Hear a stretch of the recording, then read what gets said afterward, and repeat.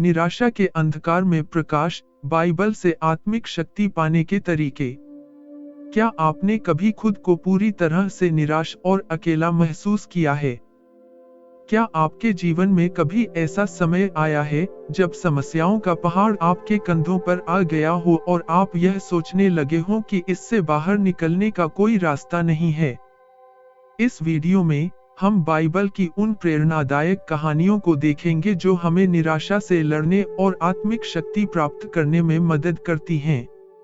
अंत तक आप जानेंगे कि कैसे ईश्वर की उपस्थिति आपके जीवन में अंधकार को दूर कर सकती है। 1. निराशा के समय एलियाह की कहानी। पहला राजा अध्याय 19 पद 1 से 18। एलियाह, जो एक महान भविष्यवक्ता थे, ने बाइबल में निराशा का सामना किया। जब रानी इजेबेल ने उनकी जान लेने की धमकी दी, तो वह डरकर रेगिस्तान भाग गए। वहां उन्होंने ईश्वर से अपनी जान लेने की प्रार्थना की। यह कहानी उन लोगों के लिए प्रेरणा है जो अपनी सीमाओं तक पहुंच चुके हैं। जब एलियाह ने अपने आप को पूरी तरह अकेला और पराजित महसूस किया, तो ईश्वर ने स्वर्गदूत के माध्यम से उन्हें भोजन और पानी दिया और उन्हें याद दिलाया कि उनकी यात्रा समाप्त नहीं हुई है। हे परमेश्वर, मेरे जीवन में मुझे इतना बल दो कि मैं अपनी यात्रा पूरी कर सकूं। 2. यूसुफ की कहानी, अंधकार से प्रकाश तक का सफर। उत्पत्ति अध्याय 37 से 50। यूसुफ के जीवन की कहानी एक असाधारण उदाहरण है कि कैसे निराशा के समय में भी ईश्वर की योजना अद्वितीय होती है। जब उनके अपने भाइयों ने उन्हें गुलाम के रूप में बेच दिया, तो यह उनके लिए एक अंधकारमय समय था। जेल में बंद यूसुफ ने अपनी आशा नहीं खोई। उनकी यह कहानी हमें सिखाती है कि बुरे समय में भी ईश्वर हमें उस दिशा में ले जाते हैं जो हमारे भले के लिए होती है। उनकी सच्चाई, धैर्य और ईश्वर पर भरोसा ने उन्हें मिस्र का प्रधानमंत्री बनाया। 3. यीशु का आमंत्रण, आओ, मैं तुम्हें विश्राम दूंगा। मत्ती अध्याय 11 पद 28 से 30। यीशु का यह वचन सभी के लिए एक सीधा आमंत्रण है। जब हम जीवन के बोझ तले दबे होते हैं, तब यह वचन हमें शांति और आत्मिक विश्राम प्रदान करता है। हे सब परिश्रम करने वालों और बोझ से दबे लोगों, मेरे पास आओ, मैं तुम्हें विश्राम दूंगा। 4. अय्यूब की कहानी, धैर्य का महत्व। अय्यूब अध्याय 1 से 42। अय्यूब का जीवन कठिनाई और विश्वास का एक उत्कृष्ट उदाहरण है। जब उन्होंने सब कुछ खो दिया, परिवार, धन, स्वास्थ्य, तब भी उन्होंने ईश्वर से मुंह नहीं मोड़ा। उनकी कहानी हमें सिखाती है कि कठिन समय में धैर्य और ईश्वर पर विश्वास सबसे जरूरी है। हे प्रभु, आप ही मेरे जीवन के कष्टों को हरने वाले हैं।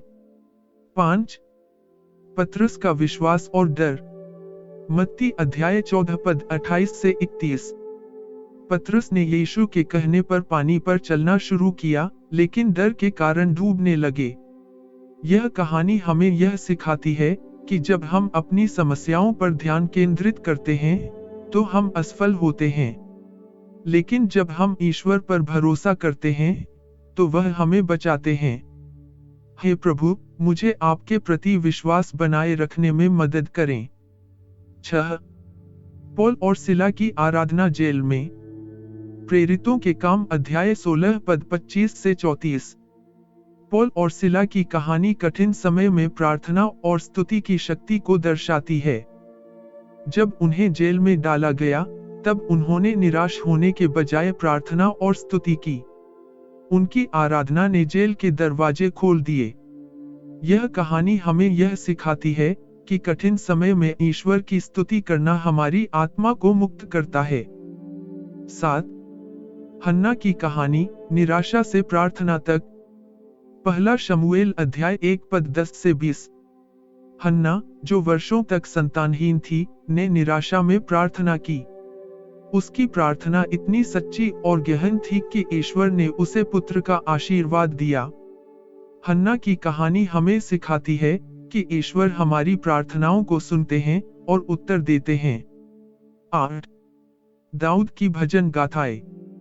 भजन संहिता अध्याय 23 और 121। दाऊद ने अपने जीवन के कठिन समय में भी भजन गाए। प्रभु मेरा चरवाहा है, मुझे किसी वस्तु की घटी न होगी। भजन संहिता 23:1 हमें यह विश्वास दिलाता है कि ईश्वर हमारी हर जरूरत को पूरा करेंगे। मैं अपनी आंखें पर्वतों की ओर उठाता हूँ, मेरी सहायता कहाँ से आएगी? मेरी सहायता यहोवा की ओर से है।